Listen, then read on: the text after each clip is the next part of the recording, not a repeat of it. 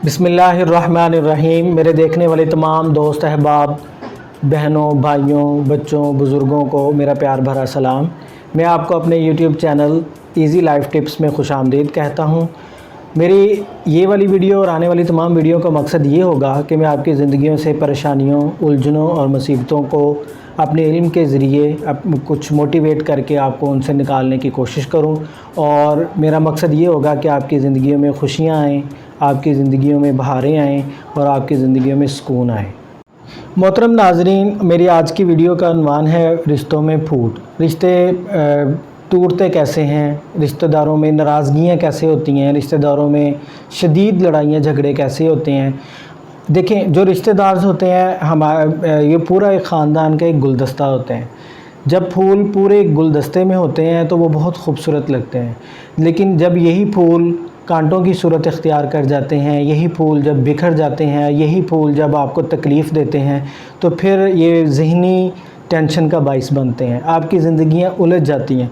मुझे तो ये बात नहीं समझ में आती कि बाज़ औक़ात हम इन सब रिश्तेदारों से के साथ मिलते भी हैं, हम इन सब रिश्तेदारों के साथ पता नहीं दिखावे के लिए मिलते हैं, फिर हम उनकी बैक बाइटिंग भी करते हैं। तो ये मुझे नहीं समझ आता कि ये कैसे होता है।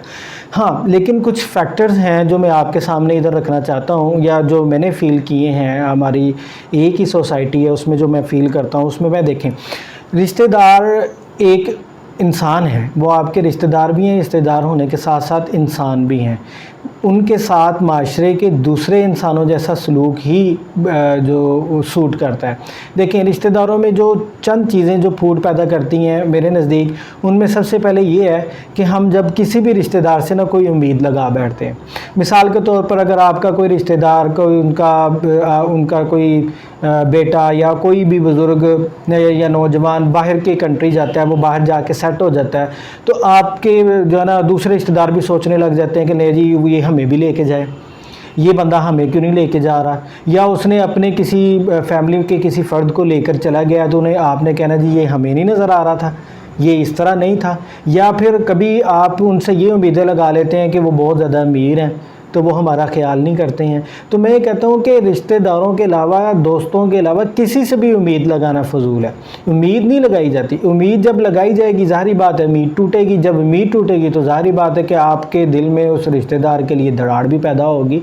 तो ये उम्मीद, पहला फैक्टर जो है ना, ये उम्मीद का है। फिर उसके बाद हम ये देखते हैं कि अगर हम दिखावे के लिए, दुनियादारी के लिए जब हम रिश्तेदारों से मिलते हैं, चाहे वो चाचू हैं, खाला हैं, कुछ भी, कोई भी रिश्तेदार है, जब हम उनसे मिलते हैं तो फिर उसमें यानी कि हमारा बस तो नहीं चलता कि वो इतने अमीर क्यों है, हमारा बस तो नहीं चलता कि वो इतने गरीब क्यों है, हमारा बस तो नहीं चलता कि उन्होंने इतनी तरक्की कैसे कर ली है।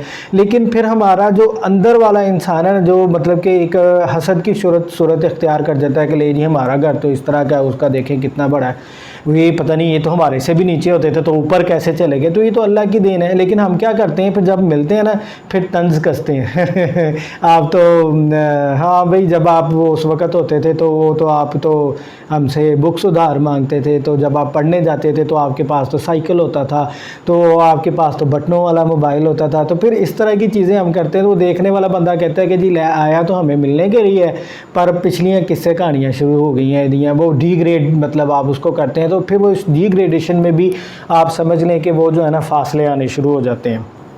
उसके बाद फिर कुछ इस तरह की चीज़ें होती हैं कि रिश्तेदार भी अपनी प्राइवेसी के खुद मालिक होते हैं। आपको बग़ैर इजाज़त के उनके, जो कि एक अखलाकी मैनर, अखलाकियात भी है कि आप बग़ैर इजाज़त के उनके पर्सनल्स में नहीं घुस सकते।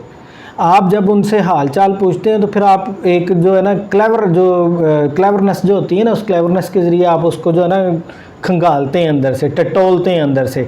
हाँ भाई, आप बताएं जी फिर क्या हुआ, फिर उस मौके पर अच्छा ओ हो ये तो नहीं सही हुआ।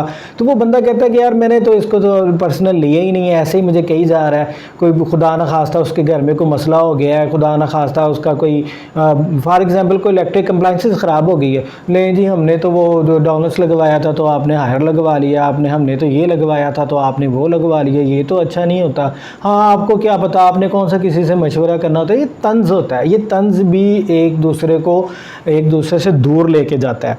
और फिर उसके बाद जहाँ पर बात हुई है, मैंने आपसे पहले की है कि हम उम्मीदें लगाते हैं, ताने कसते हैं, और फिर एक सबसे बड़ी जो ना एक बात ये है कि हम उधार मांगते हैं। अगर कोई रिश्तेदार कोई आपसे ज़्यादा मिलने लग जाता है, वो पाकिस्तानी भी एक कहावत है कि ज़्यादा मिलने लग जाए, तो वो पहले ही 5-6 मुलाकातों के बाद जो है ना उधार की डिमांड हो जाती है। उधार लेना अच्छी बात नहीं है, लेकिन हाँ मजबूरी में अगर आप समझते हैं कि जिससे मैं मांग रहा हूँ वो देने की अहलियत रखता है, और फिर उसके बाद अगर वो दे देता है तो फिर आप उसको उसके मुकर्ररा वादे पर लौटाएं। आप ये ना कि फिर क्यों है जी, वो मेरी भैन ही सी, फिर क्यों है जी, मेरा भरा ही सीगा, ले लिया तो फिर क्यों, देखो केड़ा मुक चले ने, उन्होंने केड़ा ज़रूरत होनी है। ज़रूरत हर बंदे को होती है, वादा भी कोई चीज़ होती है, कमिटमेंट भी कोई चीज़ होती है।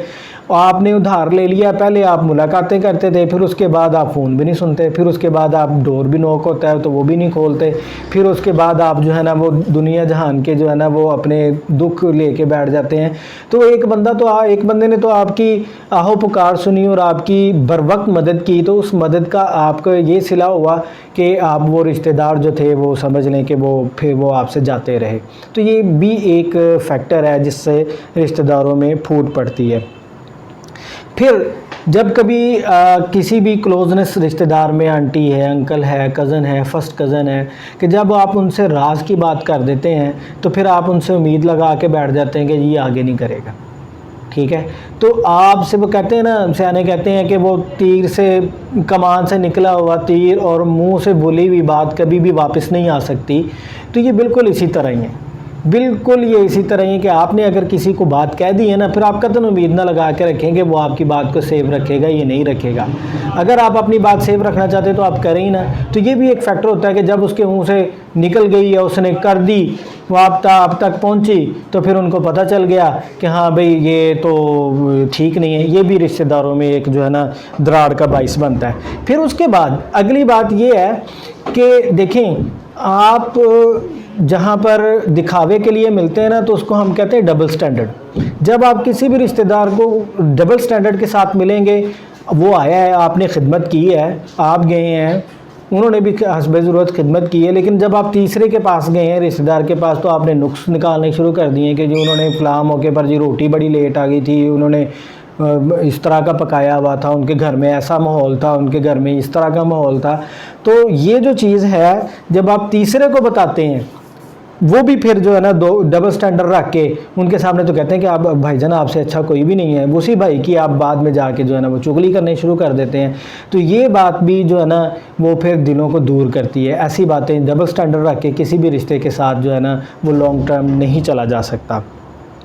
और फिर एक और बात कि बहुत से रिश्तेदार आपके हैं, आप डेली लाइफ में बिज़ी हैं, आप जो है ना किसी और के साथ ज़्यादा मिल रहे हैं, उनके साथ आप कम मिल रहे हैं, लेकिन अचानक जैसे ही आपको काम पड़ता है ना, आप उसकी खुशामद शुरू कर देते हैं, ठीक है ना। तो ये खुशामद भी वो समझता है, वो अगला बंदा भी समझता है कि जी कभी ईद शब रात पे तो ईद मुबारक कहा नहीं है, ठीक है ना, कभी गुड मॉर्निंग का मैसेज नहीं कहा, कभी हाल चाल नहीं पूछा। ये अचानक से उल्टी गंगा कैसे बहने लगी, अचानक से हम बेहतरीन कैसे हो गए, अचानक से हम जो है ना वो अजीज़ कैसे हो गए। तो रिश्तेदार भी सोच में पड़ जाता है। तो अगला बंदा भी सियाना, वो दोगलापन आपका समझता है, वो डबल स्टैंडर्ड आपका समझता है कि इसको काम पड़ा है, तो अब ये मेरी जो है ना अवभगत कर रहा है। जैसे ही आपको काम पड़ा, आपने काम निकलवाया, वैसे ही वो फारिग। तो वो ये तो कोई बात नहीं है, ये भी एक फैक्टर है जो उसमें फूट पैदा करता है। तो चुगली तो फिर आप कहें ना कि चुगली तो फिर चाहे वो आप अपने घर में अपने बहन भाइयों की करें, आप अपने रिश्तेदारों की करें, आप अपने दोस्तों की करें, आप अपने हमसायों की करें, चुगली तो एक यूनिवर्सल ट्रुथ है कि आप चुगली करेंगे तो उसका नुकसान होगा, आपको भी होगा, और लड़ाइयाँ झगड़े भी पैदा होंगे। तो चुगली भी एक फैक्टर है। और एक और चीज़ है जिसको हम ये कहना चाहते हैं कि इस चीज़ के साथ मतलब ये नहीं कि हाँ देखें, आजकल के जो दौर हैं, आजकल के जो मसरूफ़ियत का ज़माना है, इस ज़माने के अंदर हर बंदा अपनी अपनी लाइफ में बहुत बिज़ी है, हर बंदे का अपना एक लाइफ स्टाइल है।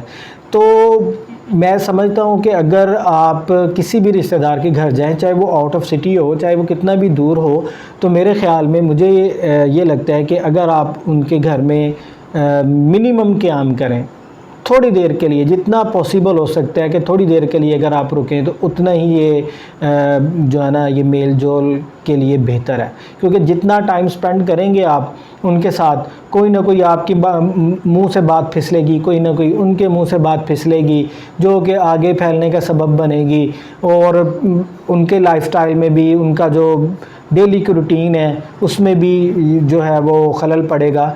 तो मेरे ख़्याल के मुताबिक रिश्तों में फूट होने की ये चंद एक वजूहात हैं जो मैंने आपके सामने गोशगुजार की हैं। अगर हम इन सारी चीज़ों को मद्देनज़र रखें और हम अपना दिल को साफ़ करके चलें और बैक बाइटिंग ना करें, अगले के साथ डबल स्टैंडर्ड ना रखें, हम दूसरे का हसद ना करें, हम उनकी चुगलियाँ ना करें, हम उनसे एक्स्ट्रा उम्मीदें मत लगाएं, हम उनसे भारी भर पैसों की उधार मिलने की उम्मीदें ना लगाएं, और ये सारी चीज़ें ऐसी होती हैं कि जिससे रिश्तेदारों में फूट पड़ती है। और फिर फाइनली एक और भी बात है जो मेरे जाते जाते जहन में आई है, वो ये है कि जब बच्चे बड़े हो जाते हैं तो अक्सर मतलब बहन भाई, कज़न्स, खालाएँ, इस तरह फर्स्ट कज़न जो होते हैं वो आपस में रिश्तेदारियाँ भी करना चाहते हैं।